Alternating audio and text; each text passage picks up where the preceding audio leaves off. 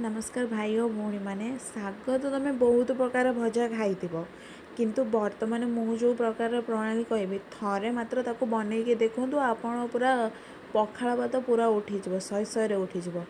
तो बर्तमान मुझे छोट थी मो बड़मा जो सब्जी वगैरह काटे मु बसे मु देखे तो कखारु काटा समय से कखारु चोपा गुड़ा टी मोटा करी काटे आउ माने पकाइनि बाहर पकाइनि रखिदिए।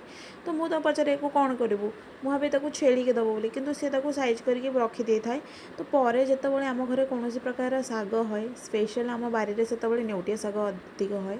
तो नेउटिया शाग से किणिक आने आम सेपटे तो नेउटिया शाग कहती मुझे जानी सबुआड़े कौन कहती। तो नेउटिया शाग को काटिक आनला से तादरे पकईकी भाजे।